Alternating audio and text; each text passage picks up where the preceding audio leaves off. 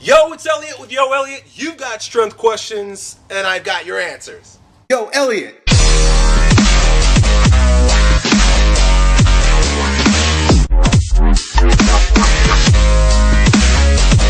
Well, today we got a question that was posted on my Facebook wall. For those of you trying to get in touch with me, the best place to get me is on my Facebook fan page wall. A lot of the questions that you send via YouTube messages, I don't get because I don't read those. I get thousands of them. Also, you can place your question on my homepage. So feel free to join my fan page or use my homepage to ask me questions. Abhishek is a smart dude because he knows exactly where to get Yo Elliot. So Abhishek wants to know, Elliot, I'm 14 years old, I'm a freshman in high school, I'm pretty good at football, I want to be a fullback next year and a tight end next year, so I need to get faster and stronger. Cool, you've come to the right place, my friend. Here's the problem. My parents are very strict about education, which is cool. My parents were also. My dad was reluctant to even let me continue playing football or even enroll in a gym to strength train. My parents see different types of training and strength training as a distraction from my education. So I'm asking you for advice to help me convince my parents to try a training program. So, Abhishek, the best way for me to answer your question is to share a story about a young man that I once knew. This young man, when he was very young, maybe like in elementary school, he had a lot of energy. He had a hard time sitting down and focusing on some old lady at the front of the class talking about stuff that he didn't care about. He wanted to run, he wanted to jump, he wanted to do things. He was just full of life force energy.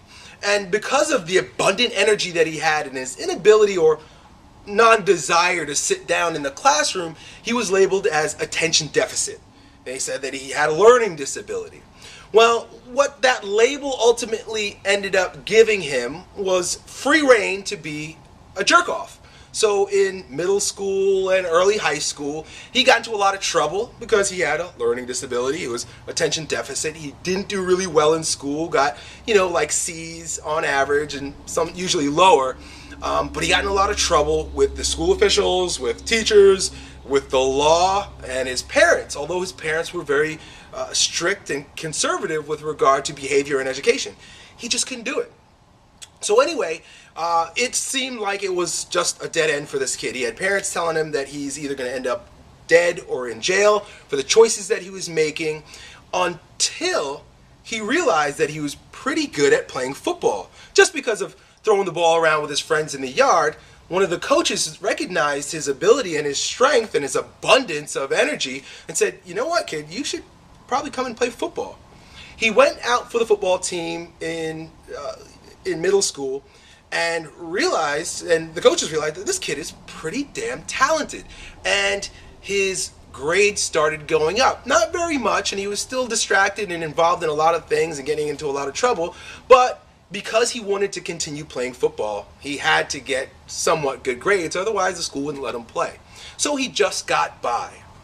As he got older, because about that time he was about 13, 14 years old, as he got older, to about 15 years old, he had a family member that was a bodybuilder and a power lifter and a martial artist, and just like an incredibly athletic, super awesome, cool dude that would come over to his house and teach him how to train with a barbell set that his dad bought for him down in his basement. Now his parents, they weren't too sure about what was going on here, but they trusted the family member with the young man and said, look, you know what, if you could teach him how to strength train and build up his body so that he can get better at football and maybe make something of himself, then please do. Well, over the course of several months and years, this kid just kept getting stronger and bigger and faster and dominating more and more on the football field. It was a combination of his innate ability, his genetics, but also because when he discovered this science and art of strength training, he also discovered a law of nature, reaping and sowing, or sowing and reaping. And before this event or this introduction of strength training into his life, he never understood return on investment. He would try to study for school, still got bad grades. Even if he put all his effort into studying for school, he still got mediocre to not so good grades. Turns out that he just really didn't like it, but he loved strength training. So he would read all the books he could read on strength training, all the magazines. His notebook for school looked like crap. The pages were all over the place. There was drawings that looked like garbage. His strength training journal looked like an almanac. It was tremendous. He had diagrams and color codes, and this book became his life. And he studied, he put notes in it, and he started to get way better grades in school because he understood return on investment, plus if it's something that I enjoy, I'm going to continue to do better at it. I'm going to continue to immerse myself in it. And it also taught him discipline and structure, because you can't get stronger if you're not disciplined enough to train every day or when you're supposed to, and eat when you're supposed to eat, and eat the things that you're supposed to eat, and refrain from activities that detract from your ability to get stronger and perform better on the football field.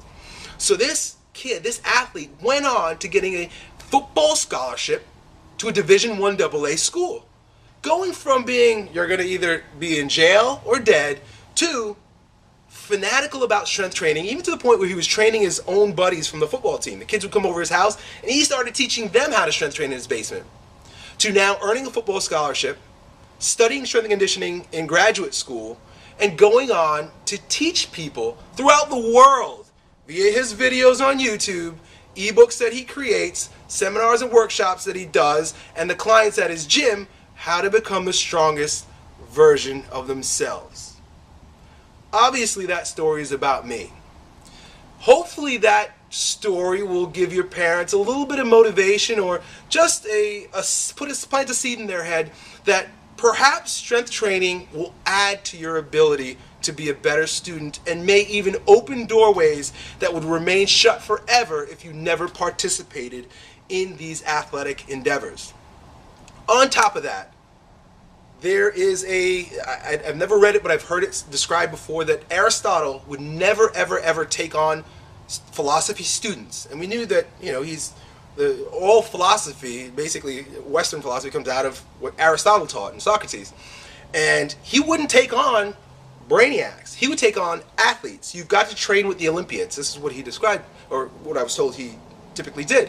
He would force his students to strength train, to train physically before they could become mental students of his. And it was because he recognized the old ancient Eastern ideal that the mind and the body are connected. The mind will only evolve to the capacity that is allowed within the organism. If the organism is weak, the mind cannot really expand itself beyond its container.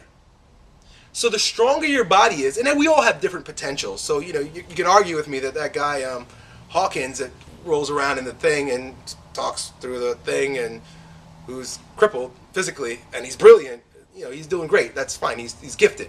But generally speaking, and I recently read an article about cerebrospinal fluid and how it's increased and nourished through exercise. Generally speaking, most people aren't going to be able to think to the capacity of a weak body, or through a weak body. Our body is the mirror through which the spirit shines. If it's sullied and dirtied and foggy because we eat poorly, we don't exercise, we're not physically fit and strong, you'll never be able to express your true mental, emotional, spiritual ideal.